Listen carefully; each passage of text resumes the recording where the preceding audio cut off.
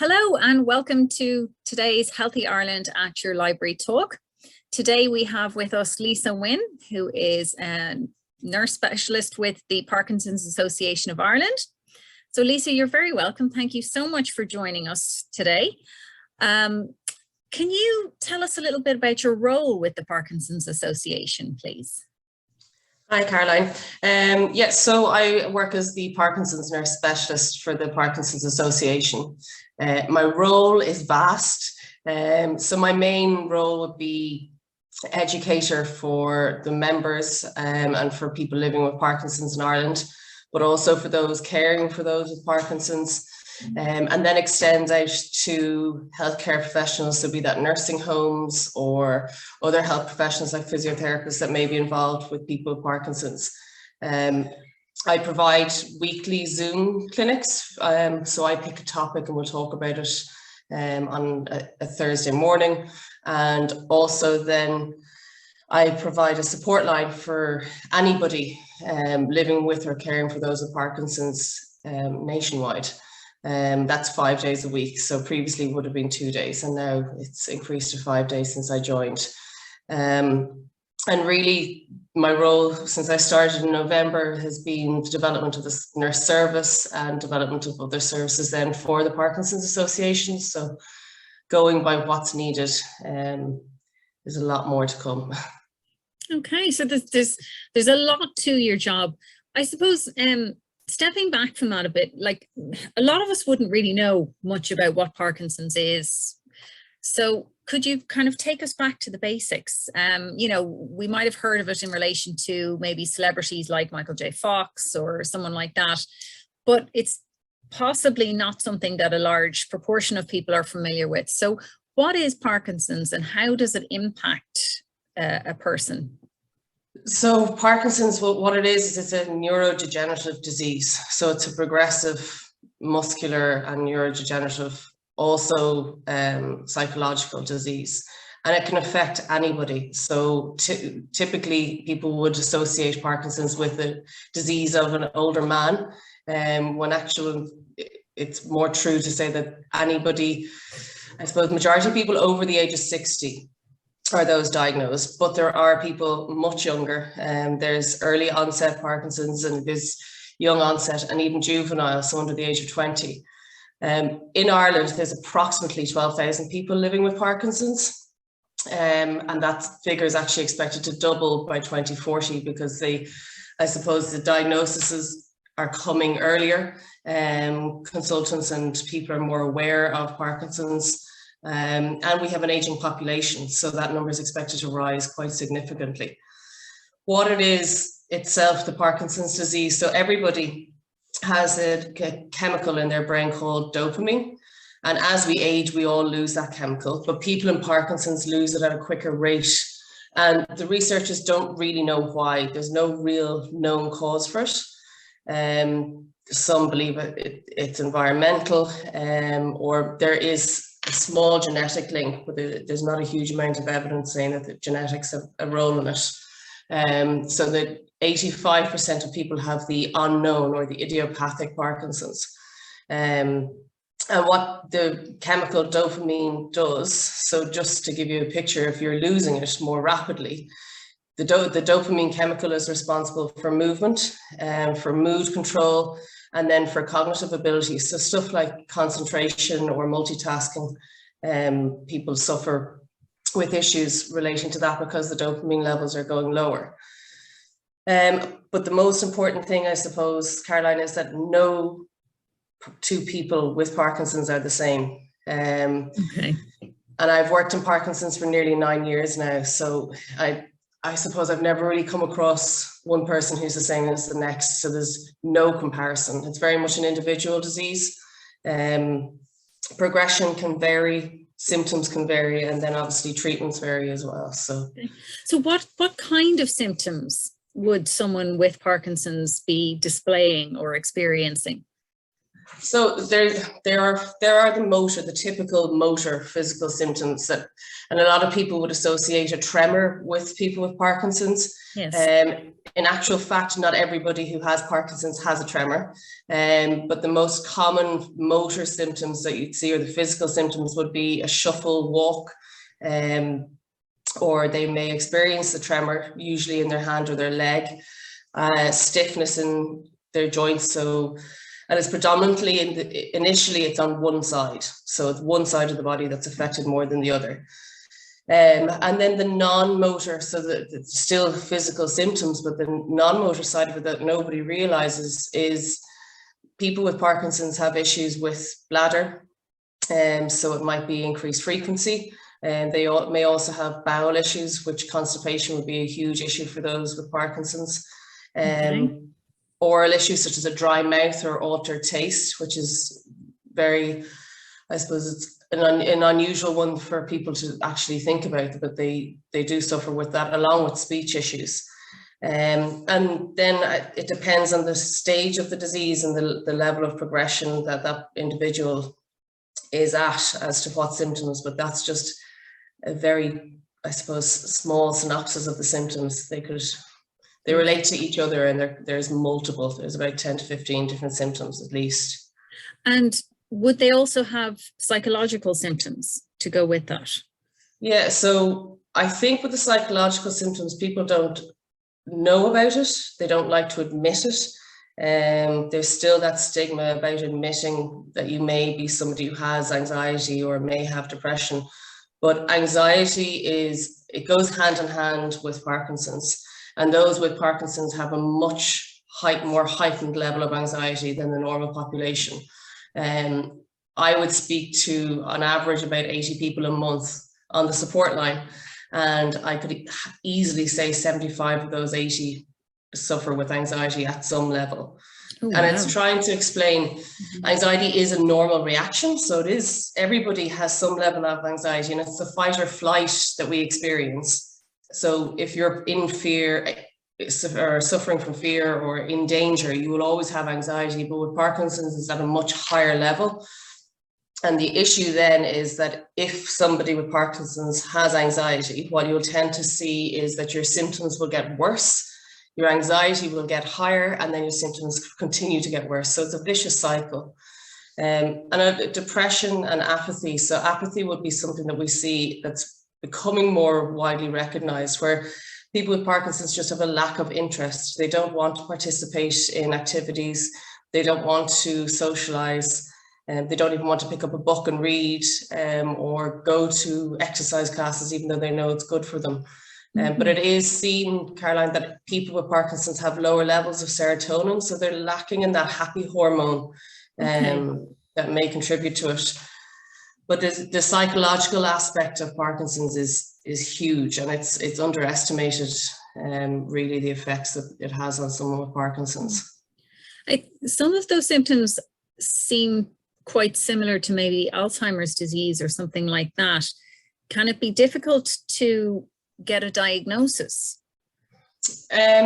With Parkinson's, it is very difficult to get a diagnosis. It's really, there's no definitive blood test or definitive scan, although there is one scan that may be able to show the dopamine levels depleting, but it's not always as clear cut. Really, what a neurologist or even some GPs or physiotherapists actually pick up on it is mobility issues, and it's physical assessment. So it's watching somebody. It may take 2-3 appointments before they pick up on it all, and it's just putting a accurate history together.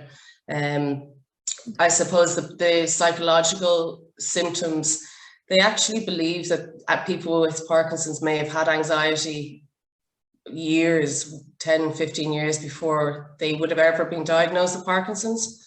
And the belief is they're coming around to realize that it's a neuropsychiatric disorder now. So it's not just movement, which is great to hear, because I mean, it's something that people don't like to bring up in topic or in conversation. And it's not always addressed either. So because the awareness isn't out there.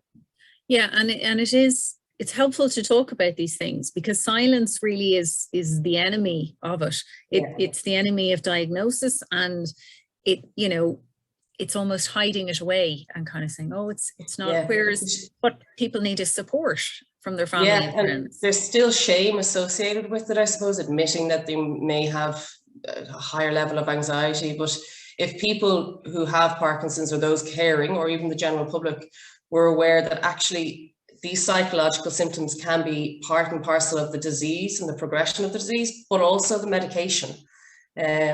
So unfortunately, people with Parkinson's don't always have to just deal with the symptoms because of the disease progression. Actually, medications can often have an effect as well, and the unwanted side effects, I suppose. That's a challenge with a lot of them.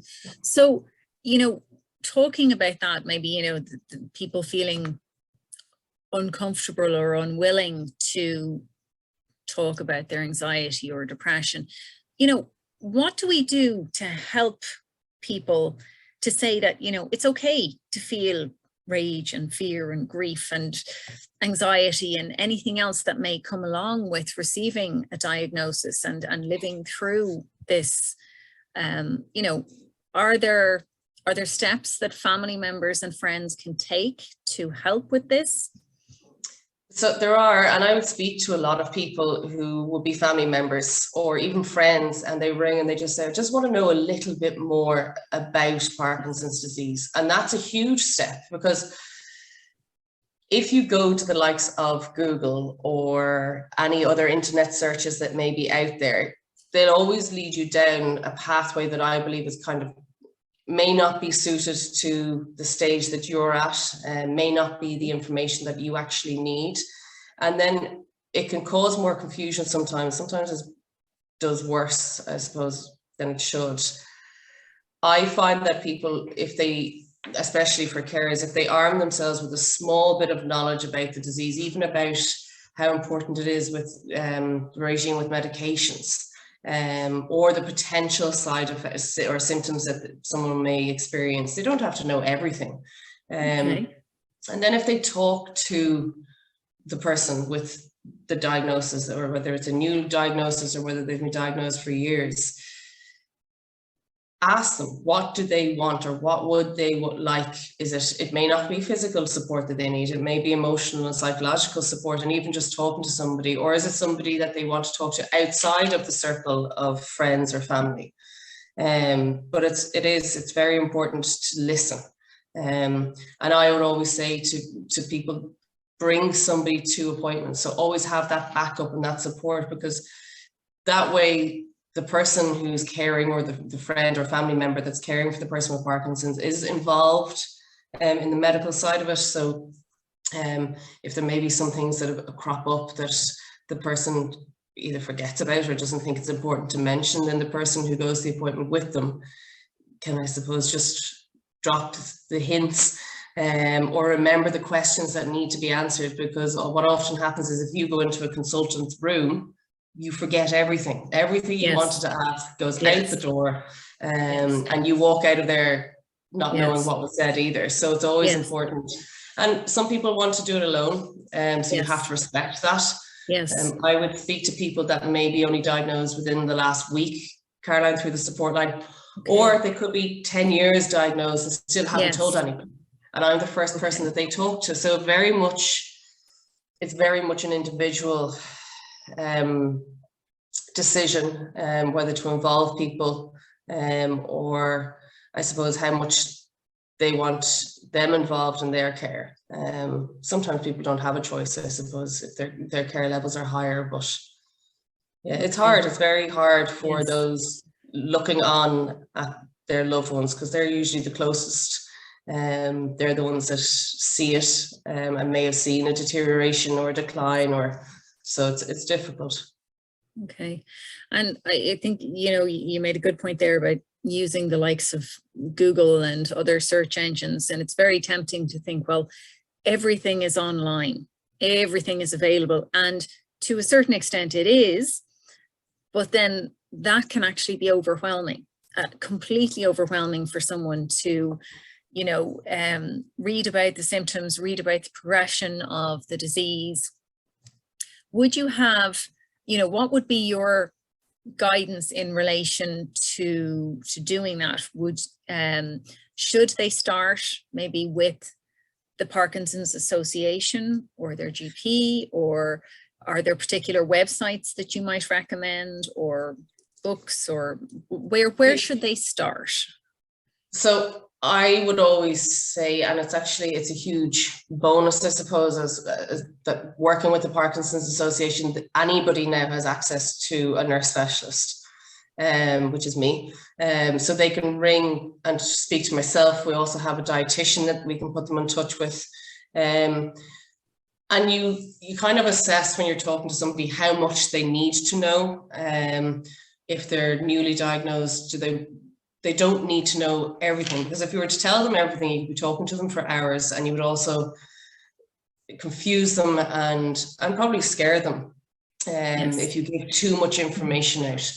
But I would always say, speak to an association, so like the Parkinson's Association, and speak to a nurse specialist. So if you're lucky enough to have a nurse specialist linked in with your neurologist, or speak to the consultant who has diagnosed you. So in Ireland, there's a variety, I suppose, of consultants that would be geriatrician or movement disorder or Parkinson's.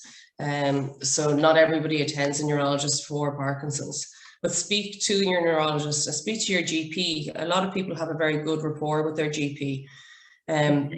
Websites wise, the Parkinsons.ie is the Irish website, but there's also the European Parkinson's disease website, which is brilliant, and the Parkinson's UK website is very good. They have a lot of toolkits and a lot of information, so it's good. Okay. And when you receive a diagnosis, or when you're living through an illness like this, a lot of people would find support groups very helpful. Do you have any thoughts or recommendations in relation to that? Yeah, they are brilliant. I suppose it puts you in touch with people who are living in similar circumstances, living possibly at the same level of disease progression, or, as I said, they all vary, but we have a young Parkinson's branch associated with the Parkinson's Association. So that's for anybody under the age of 60 who's been diagnosed.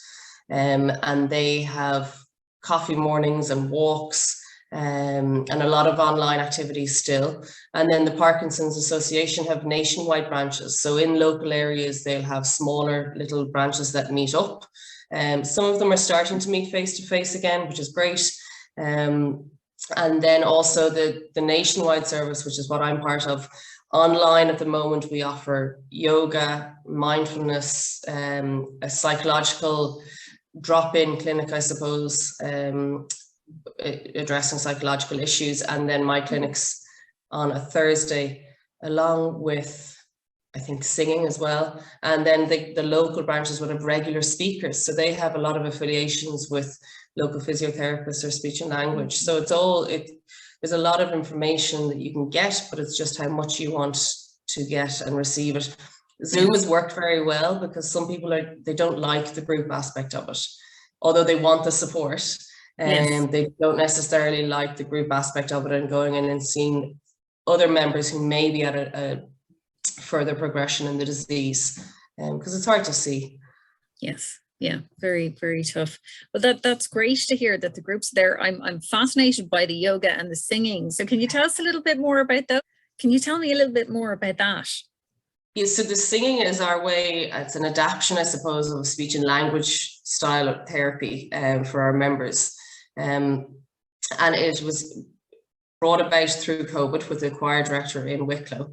And it's a way of addressing speech and language issues that approximately 80% of people with Parkinson's experience. So that can be from speech and language, so finding the right words and being able to express the right words that you want to use to form sentences. It can also be in communication, so that might be that they have this mask-like expression that some people see. And also with issues such as dry mouth or excess saliva. And then, of course, with swallow. So a lot of people with Parkinson's would have swallow issues in the more progressed disease. So that's one aspect of it. And speech and language therapists are very hard to come by in Ireland. So it's great, and they love it. They actually, it's very good, and it's run very well on Zoom. You wouldn't expect it to run as well, but it does. Then the yoga classes that we do. So I suppose, and I'll go into it in a minute, Caroline, but we have obviously the pharmacological treatments, but also then you have the complementary treatments. And the complementary treatments work, in my opinion, very, very well with your medication. It's a holistic approach. So yoga would address balance and agility and strength, the physical side of it, but also the psychological side of it, with meditation brought into it as well. And I think the complementary therapies, there's a very little scientific evidence on it. But from hearing back from members and from people that I've looked after over the years, they get a huge amount out of it. And there's a huge positive impact by involving themselves in some form of complementary therapy. So that can be yoga. Mindfulness is also another very good tool, and it's something that I would always direct people who have very high levels of anxiety, who might have sleep issues as well. And that addresses the relaxation. And there's multiple papers through 2015 and 2016 that they've studied over an 8-week period people who have one session of mindfulness a week, and they see a significant improvement in motor symptoms. And even the proof is there that 6 months after they give up these sessions, that you can still see the improvement. But it's also a good toolkit to go back to, and a technique and strategy that if you're anxious about something that's upcoming, will you remember, go back to the mindfulness, and it works very well. The exercise side of it is crucial, and it's just as important as your complementary therapies and your medication. The research would say if you do 2.5 hours a week of exercise, you can slow the progression of your disease by 80%. So it helps with your symptom control, because again, obviously it addresses psychological symptoms by increasing serotonin and improving your mood when you're out and about, and also socializing. But exercise can be physiotherapy, it can be classes, one-to-one dancing is another thing that some members involve themselves in. It can be walking, or it could even be chair exercises. So there's a huge variety depending on your level of ability, and you can suit your intensity level. But there's exercise, I really try and push the importance of exercise to everybody that I speak to. So it's good for all around, because balance and gait are a huge issue, along with obviously if there's stiffness and motor issues, so physical immobility, then there's muscle weakness. So it's huge. And it doesn't have to be all by a therapist. It can be in your homes. That's that's actually an incredible statistic that you're saying there, you know, because we're constantly hearing, you know, exercise is good for you. And we all sort of kind of nod and smile and go, yeah, we know that. We'll do it later. It'll happen. And yeah, I guess, you know, when an illness hits, you suddenly realize that all those things that you take for granted and all the time you think you have is not necessarily there anymore. And, you know, it assumes a much more significant level of importance in your life to do that. And everybody says, well, walking couldn't do the same. Walking is just as good as any form of exercise. There was an article in the Irish Times recently about a lady who was seeing a physiotherapist. She had Parkinson's, and there was no high intensity. It was just a certain range of movement. And she got back out playing her golf. So that was in the Irish Times there recently, but it wasn't a huge change in her daily routine. It was just a program that she was enrolled in and worked very well within her limitations. So that's fantastic. And I also feel, Caroline, that people don't turn to it in a crisis. So when you're really bad, it's going to be very difficult for you to participate in the likes of any exercise or physiotherapy.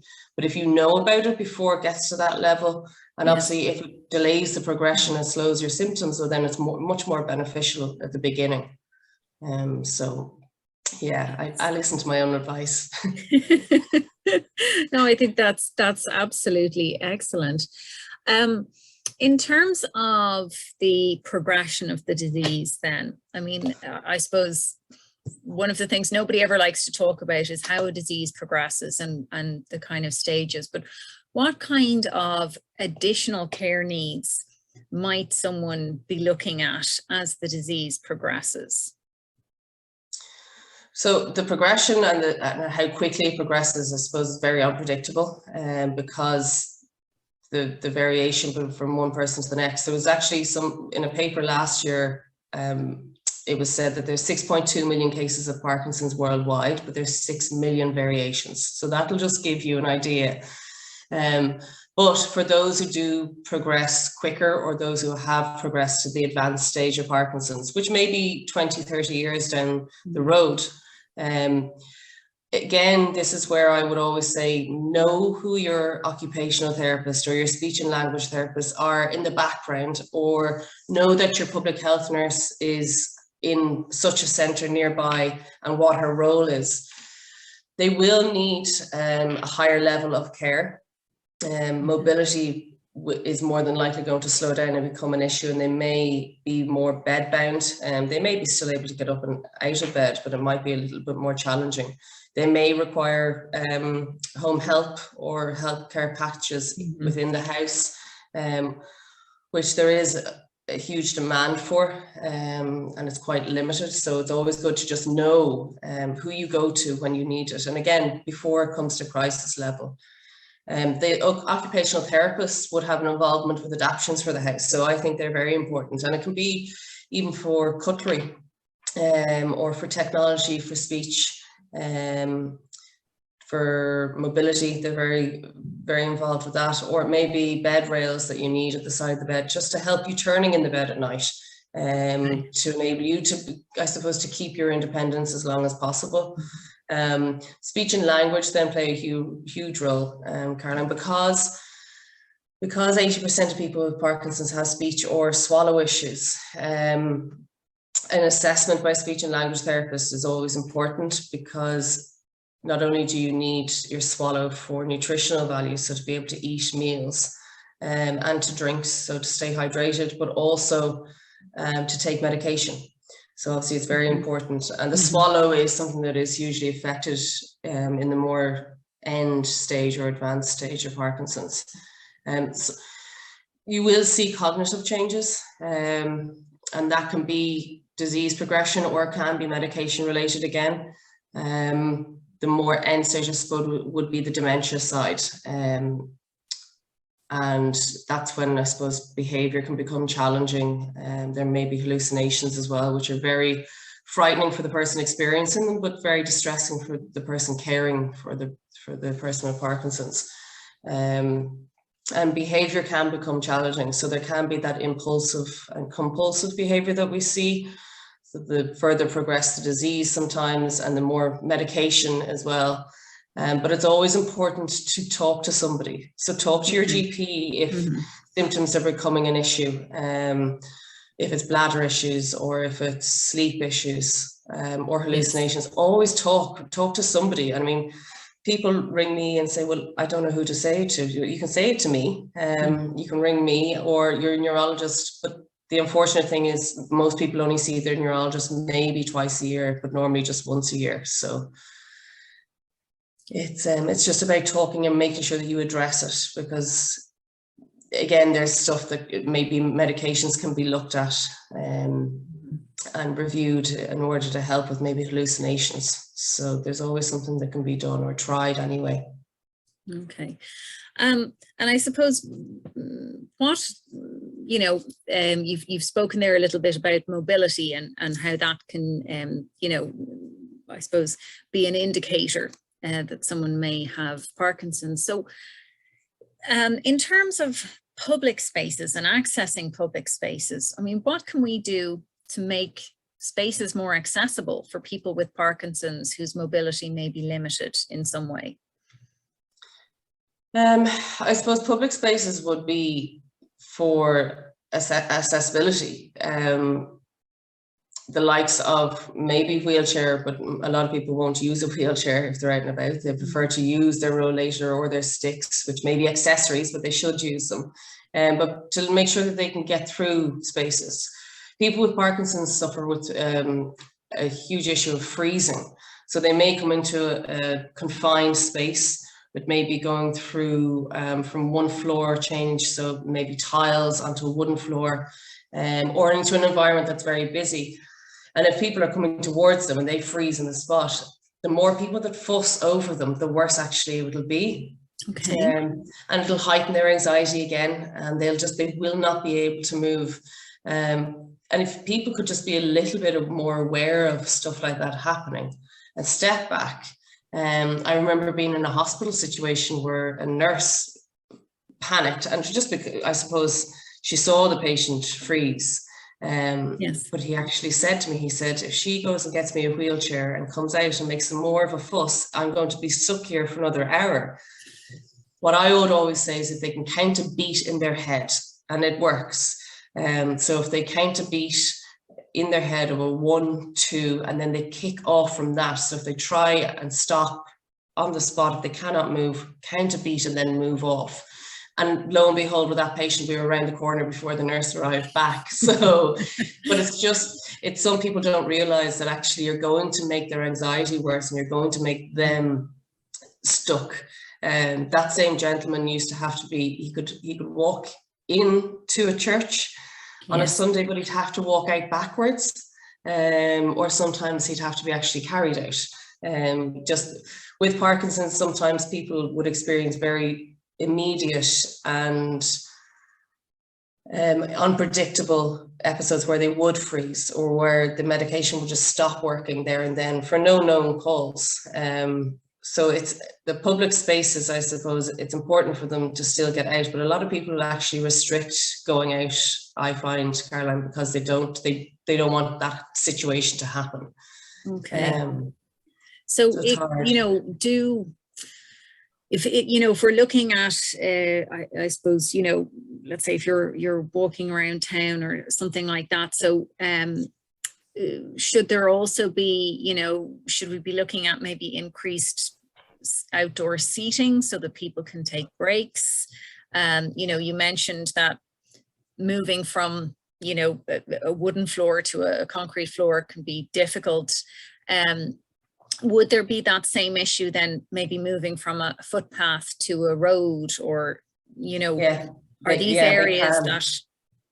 They can, and actually it's funny, in a lot of hospitals, you would see the stickers on the floor for the lines for the different units to follow the blue line or follow the yellow, and that's in a hospital.